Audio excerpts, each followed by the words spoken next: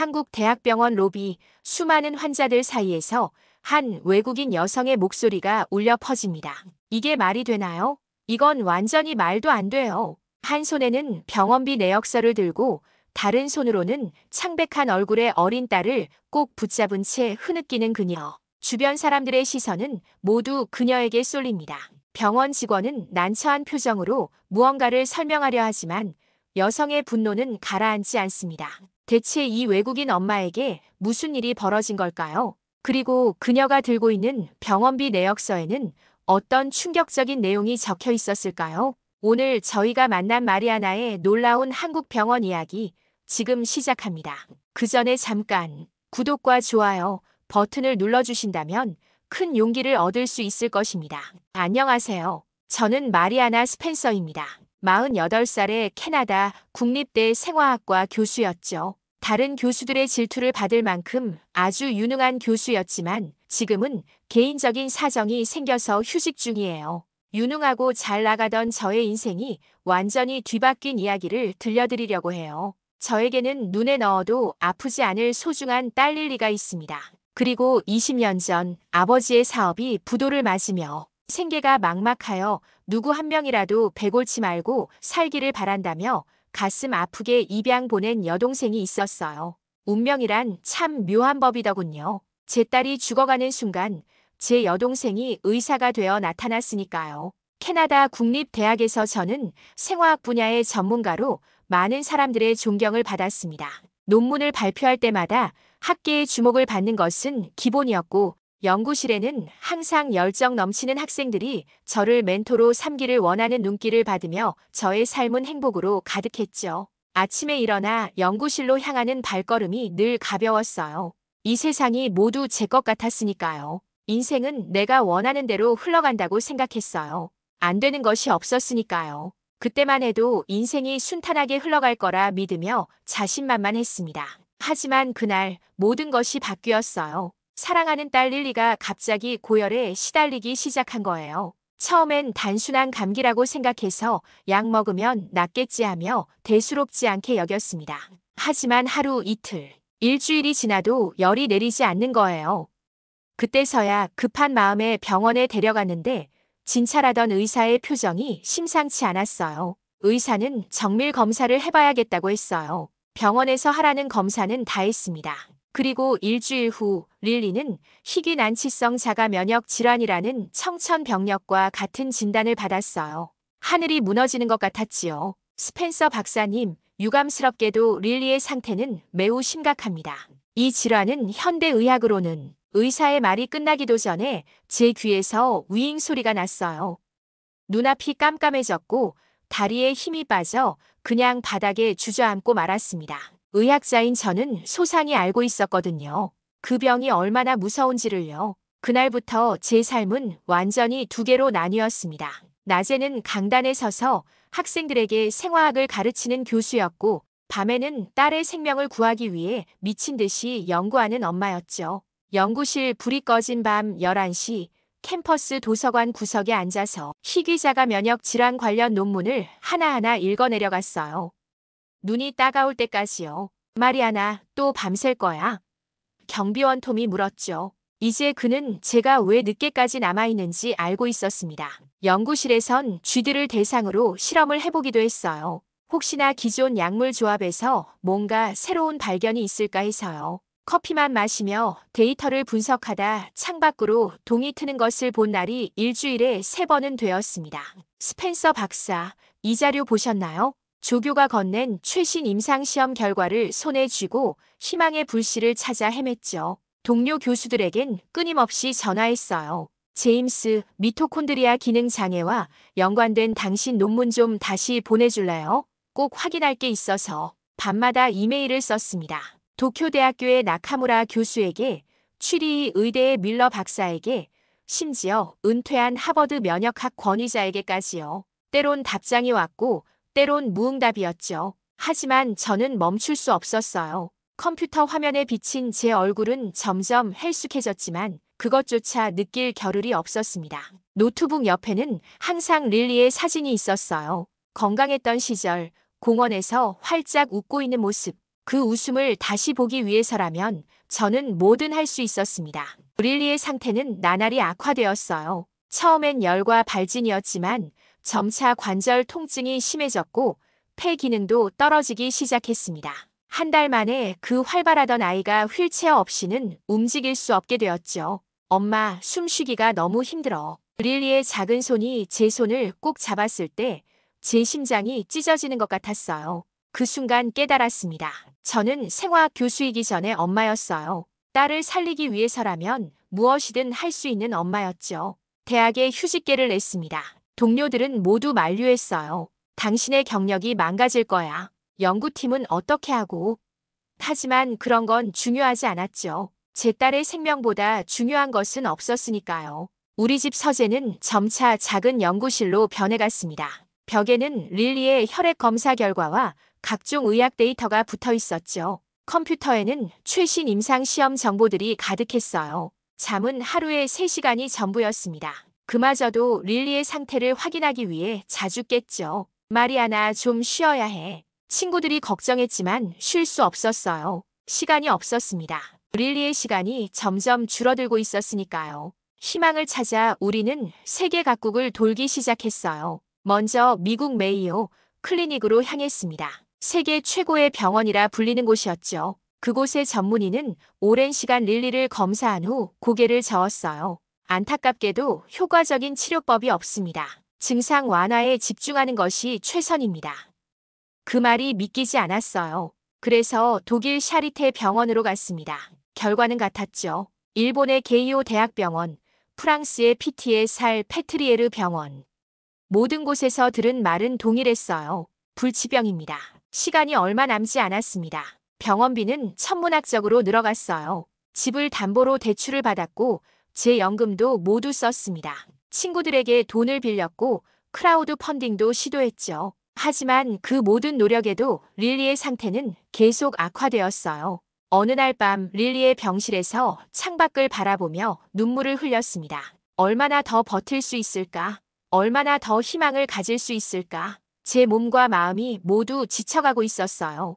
그때 릴리가 깨어났죠. 산소 마스크를 쓴 채 희미하게 웃으며 말했어요. 엄마, 괜찮아. 나 아직 여기 있어. 그 말에 가슴이 찢어졌습니다. 제가 위로받아야 할 사람이 아니었어요. 오히려 제가 딸에게 힘이 되어야 했죠. 그날 밤 다짐했습니다.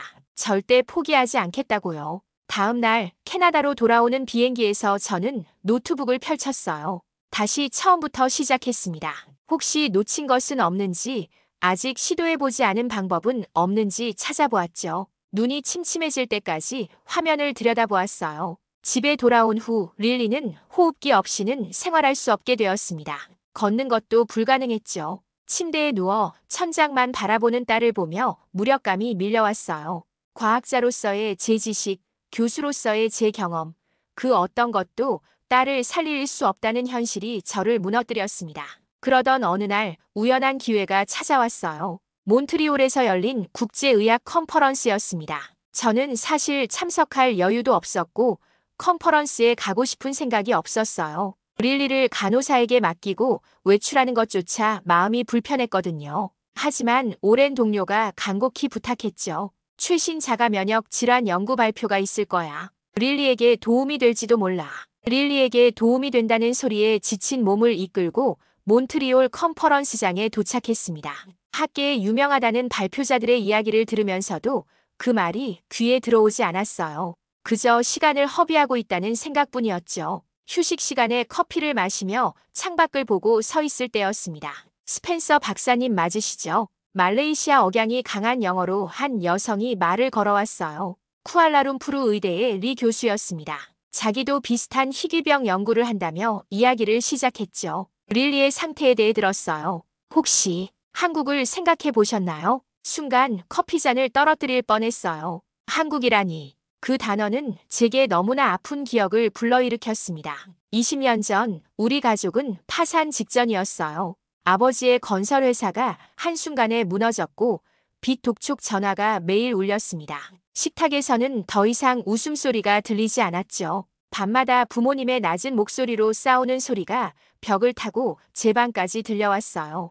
어떻게 새끼를 다 먹일 수 있을지 모르겠어. 어머니의 흐느끼는 소리가 가슴을 찢었습니다. 그때 저는 장학금으로 겨우 대학을 다니고 있었어요. 아르바이트를 3개나 했지만 가족의 빚을 갚기엔 역부족이었죠.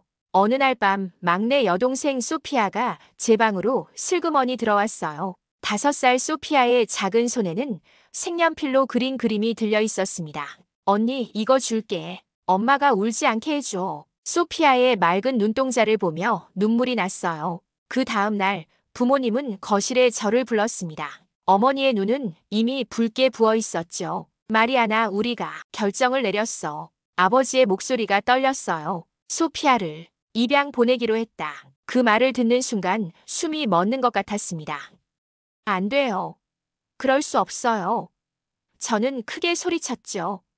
어머니가 제 손을 꼭 잡았어요. 손이 얼음장처럼 차가웠습니다. 한국의 부유한 가정이래. 소피아에게 우리가 줄 수 없는 모든 것을 줄 수 있대. 교육, 음식, 따뜻한 집, 더 나은 삶을 살게 해주는 거야. 아버지가 말했지만 그의 눈에서도 눈물이 흘렀어요. 그날 밤 소피아가 잠든 후 그 작은 침대 옆에 앉아 밤새 지켜봤습니다. 그 작고 둥근 볼, 긴 속눈썹, 평화롭게 오르내리는 작은 가슴, 동생의 머리카락을 쓰다듬으며 마음속으로 약속했어요. 언젠가 꼭 다시 만나자.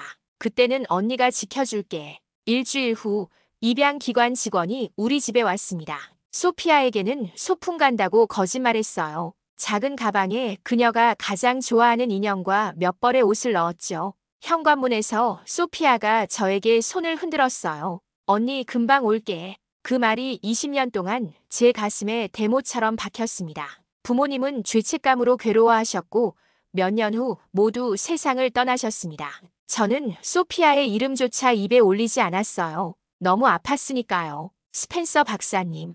논리 교수의 목소리에 정신을 차렸습니다. 한국에서 새로운 치료법이 개발 중이라고 들었어요. 물론 실험적이지만 릴리의 상태와 유사한 환자들에게 좋은 결과가 나오고 있대요. 믿기지 않았어요. 세계 최고의 병원들이 포기한 병을 한국에서 치료할 수 있다니. 하지만 저는 웃어넘겼습니다. 아니에요. 그건 불가능해요. 리 교수는 고개를 끄덕였지만 명함을 건넸어요. 혹시 마음이 바뀌시면 연락주세요. 서울의 연구팀과 연결해 드릴게요. 그날 밤 병원 침대 옆에 앉아 릴리의 잠든 얼굴을 바라보았습니다. 호흡기의 규칙적인 소리만 방안을 채웠어요. 주머니에서 리 교수의 명함을 꺼내보았죠. 정말 마지막 희망이 한국에 있을까? 하지만 그곳은 제게 너무 아픈 기억의 땅이었어요. 그때 릴리가 갑자기 숨을 헐떡이기 시작했습니다.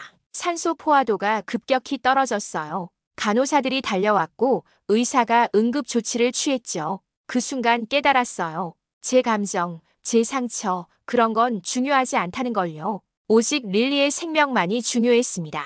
다음 날 아침 저는 리 교수에게 전화를 걸었어요. 인천공항에 도착했을 때 저의 마음은 복잡했어요. 한편으로는 릴리를 위한 마지막 희망이라는 기대감, 다른 한편으로는 20년 만에 찾은 상처의 땅이라는 두려움이 교차했습니다.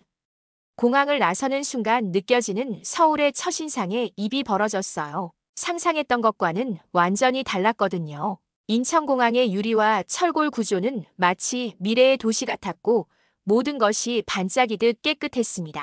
바닥은 얼룩 하나 없이 윤이 났고 안내 표지판은 모두 디지털로 되어 있었죠. 우와, 여기 정말 깨끗하네. 제 입에서 저도 모르게 말이 튀어나왔어요.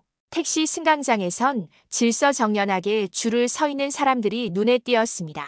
우리 차례가 되자 운전기사는 릴리의 산소호흡기와 짐을 정중하게 도와 실어주었어요. 차 안은 깨끗했고 가죽 시트에서는 세차 냄새가 났죠. 호텔로 가주세요. 준비해온 한국어 메모를 보여줬더니 운전기사는 깔끔한 영어로 대답했습니다. 네, 알겠습니다. 약 1시간 정도 걸릴 겁니다. 창밖으로 펼쳐지는 서울의 모습이 경이로웠어요. 고층 빌딩들이 하늘을 찌를 듯 솟아있었고 번쩍이는 간판들과 세련된 건물 디자인이 눈을 사로잡았습니다. 어디를 봐도 깔끔하게 정리된 거리, 첨단 기술이 녹아든 도시 모습이었죠. 이게 정말 소피아가 자란 곳인가? 생각했어요. 릴리는 창밖을 바라보고 있었지만 그 눈빛은 생기가 없었습니다. 수많은 병원과 도시를 돌아다니며 지친 아이에게 또 다른 낯선 풍경일 뿐이었겠죠. 산소 마스크 너머로 보이는 그녀의 눈동자는 공허했고 한때 반짝이던 호기심은 찾아볼 수 없었어요. 창백한 피부와 깊게 패인 눈가에는 수개월간의 투병 생활이 고스란히 새겨져 있었습니다. 릴리의 마른 손을 꼭 잡았어요. 손가락만 남은 것 같은 그 작은 손이 제 마음을 아프게 했죠. 여기 좋지, 릴리. 이곳에서 좋은 일이 생길 거야. 약속할게. 릴리는 희미하게 고개를 끄덕였습니다. 믿음보다는 체념에 가까운 반응이었죠. 너무나 많은 실망을 겪은 후에 또 다른 희망을 품기엔 지쳐 있었으니까요. 그런 딸의 모습을 보며 가슴이 찢어지는 듯 했어요. 세상의 모든 의학 지식을 가졌어도 내 아이를 살릴 수 없다는 무력감만큼 괴로운 것은 없었습니다. 하지만 그때였어요. 호텔 체크인을 하려던 순간 릴리가 갑자기 휘청거렸습니다. 옆에서 잡아주지 않았다면 그대로 쓰러질 뻔했어요. 릴리, 괜찮아. 대답 대신 들린 건 거친 숨소리뿐이었죠. 릴리의 얼굴이 순식간에 창백해졌어요. 아니, 창백함을 넘어 파랗게 변해가고 있었습니다. 손끝으로 릴리의 손목을 잡았는데 맥박이 너무 빨랐어요. 휴대용 산소포화도 측정기를 꺼내 급하게 손가락에 꽂았죠. 75%. 이런, 너무 낮아. 도와주세요. 의사 없나요? 긴급 상황입니다. 로비에 있던 사람들이 놀란 표정으로 쳐다봤어요. 호텔 직원이 달려왔고 누군가 119에 전화를 걸었죠. 릴리는 이제 의식이 흐려지기 시작했습니다. 산소 호흡기를 최대로 켰지만 상태는 나아지지 않았어요. 10분 안에 도착한다니 조금만 버텨, 릴리. 제발 엄마 목소리 들리지? 구급차가 도착했을 때 릴리의 산소 포화도는 65%까지 떨어져 있었어요. 구급대원들은 신속하게 릴리를 들것에 옮겼고 저는 떨리는 다리로 뒤를 따랐습니다. 영어를 하는 대원이 있어 다행이었어요. 어느 병원으로 갈까요? 서울 미래의학센터요. 거기 예약되어 있어요. 구급차 안에서 릴리에게 응급 처치가 이루어졌어요. 정맥 주사, 추가 산소 공급. 하지만 릴리의 상태는 계속 위태로웠습니다. 병원에 도착하자마자 의료진들이 달려왔어요. 한국어로 빠르게 대화를 나누는 소리, 바퀴가 바닥을 긁는 소리, 모니터 알람 소리, 모든 것이 빠르게 지나갔죠. 릴리는 응급실로 실려갔고 저는 따라가려 했지만 의료진이 저를 막았어요. 검사와 처치가 필요합니다. 여기서 기다려주세요. 복도에 홀로 남겨진 채 떨리는 다리로 의자에 주저앉았어요. 손에서는 식은땀이 흘렀고 심장은 귀에서 울릴 정도로 빠르게 뛰었습니다. 릴리를 볼 수 없는 하얀 문만 멍하니 바라보았죠. 낯선 나라, 낯선 병원, 그리고 위급한 상황. 그 모든 것이 저를 압도했어요. 며칠 전까지만 해도 교수였던 제가 지금은 그저 아이를 잃을까 두려워하는 무력한 엄마일 뿐이었습니다. 제발, 제발 살아주어, 릴리. 그때 문득 생각이 들었어요.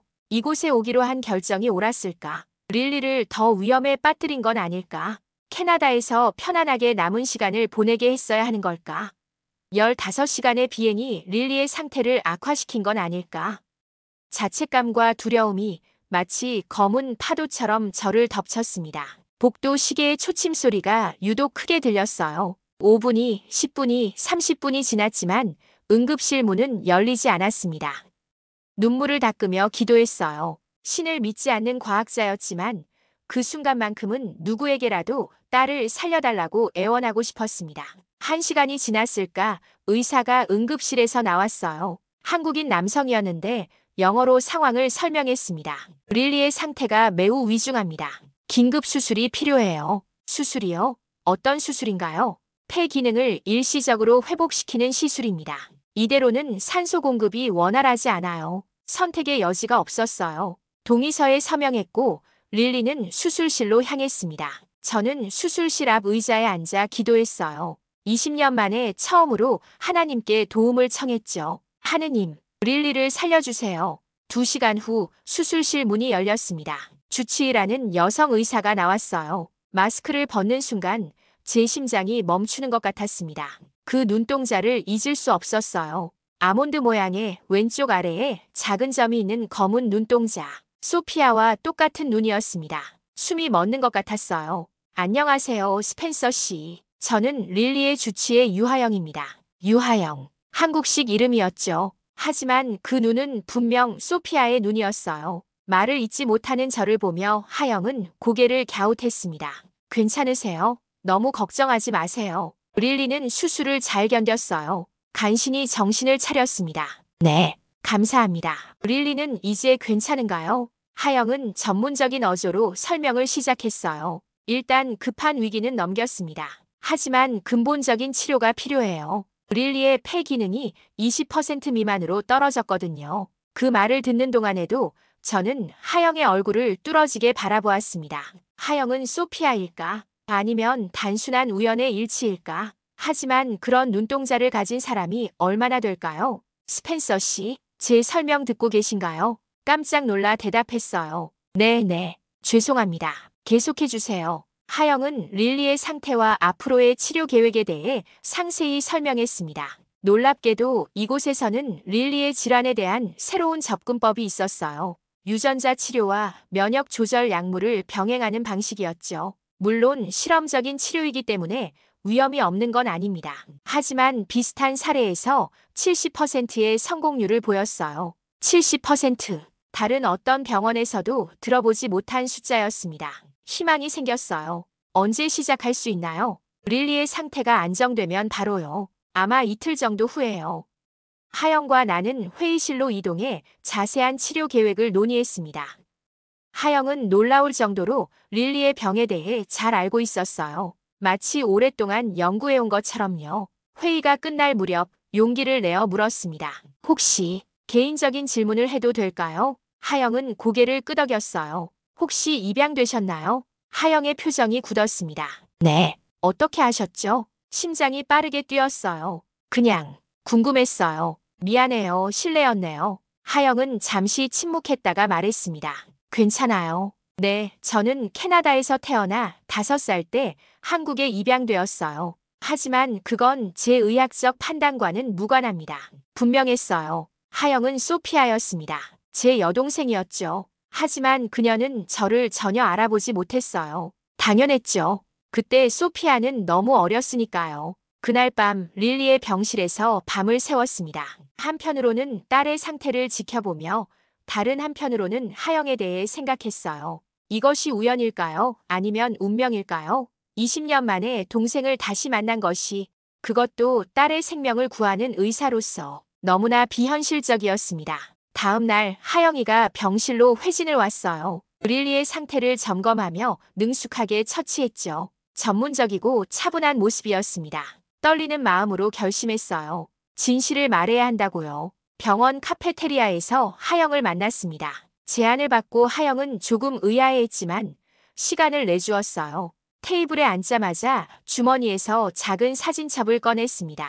항상 가지고 다니던 것이었죠. 하영 씨, 이 사진 좀 봐주시겠어요? 노란빛이 바랜 사진이었어요. 작은 소피아가 제 품에 안겨 웃고 있었죠. 하영은 사진을 받아들고 잠시 바라보았습니다. 귀여운 아이네요. 누구인가요? 당신이에요. 떨리는 목소리로 말했어요. 그리고 이건 제가 품에 안고 있는 거고요. 하영의 표정이 변했습니다.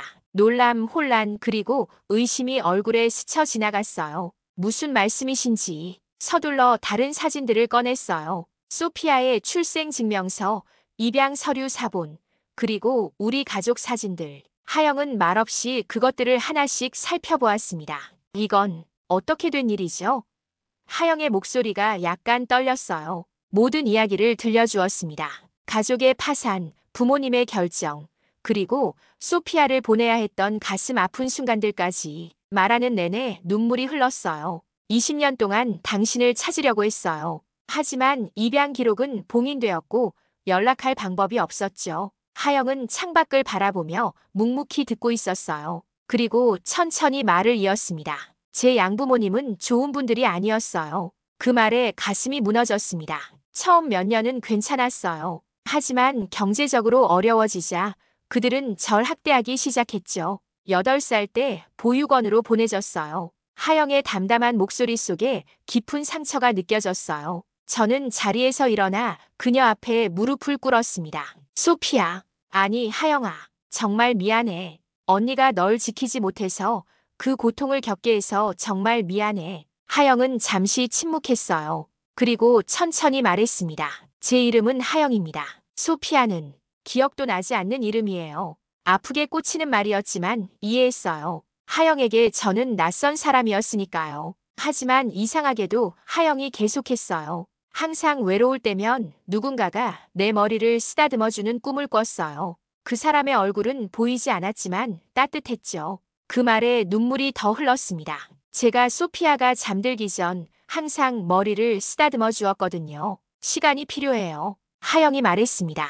이 모든 걸 받아들이기 위한 시간이요. 고개를 끄덕였어요. 물론이야. 내가 원하는 만큼 기다릴게. 카페를 나서며 하영이 말했습니다. 릴리의 치료는 걱정하지 마세요. 제가 최선을 다할 테니까요. 그 말이 저를 울컥하게 했어요. 하영은 제게 서운함이 있을 텐데 여전히 릴리를 구하기 위해 최선을 다하겠다고 했으니까요. 의사로서의 사명감, 그리고 어쩌면 자신도 모르는 가족의 연결고리가 그녀를 움직이는 걸까요? 어떤 이유든 감사했습니다. 릴리의 치료가 시작된 지 일주일이 지났어요. 하영은 매일 아침 일찍 병실에 들러 릴리의 상태를 확인했습니다. 처음엔 서로 어색했지만 차츰 편안해졌죠. 하영은 릴리와도 금세 친해졌어요. 오늘은 기분이 어때, 릴리?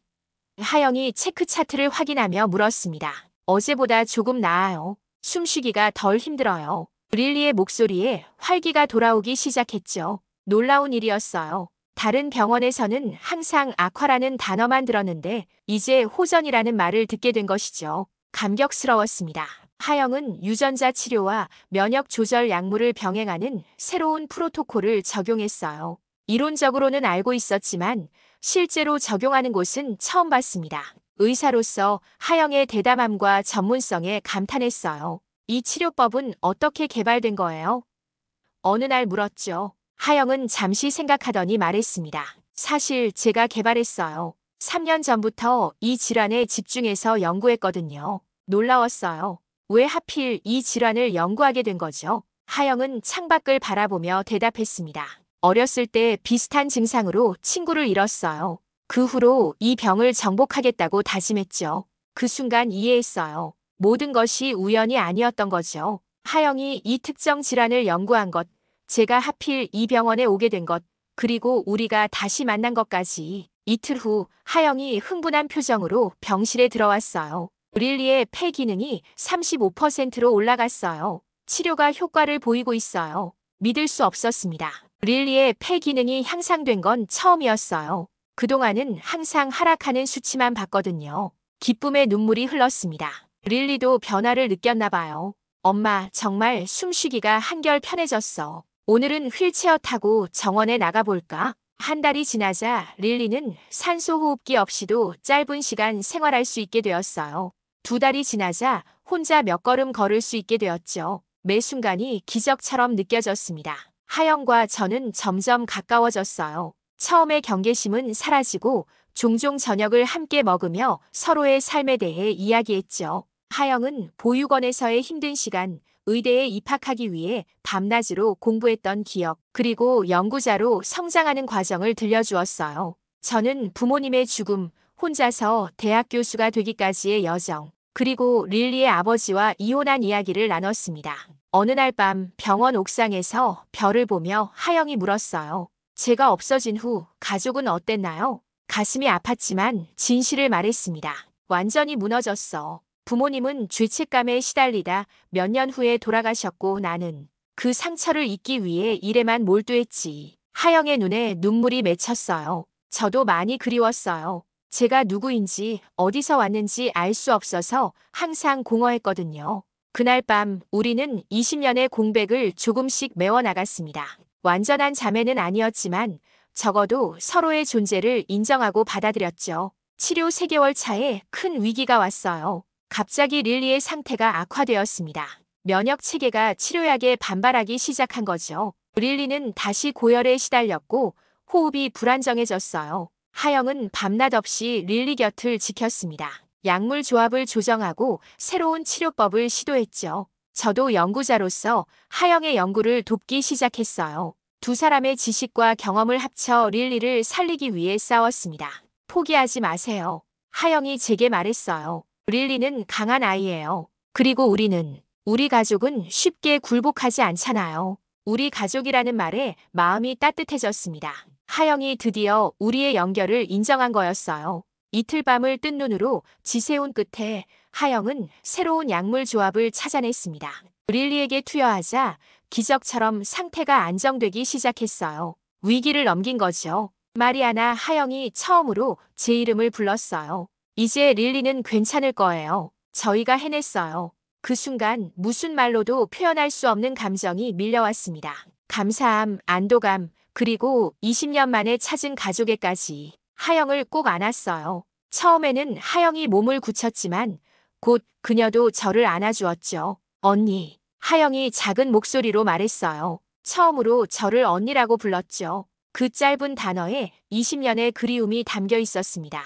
6개월 후 릴리는 놀라운 회복을 보였어요. 폐 기능은 85%까지 회복되었고 면역 체계도 안정되었습니다. 휠체어는 이제 필요 없었고 짧은 거리는 뛸 수도 있게 되었죠. 엄마, 저 오늘 3층 계단을 혼자 올라갔어요.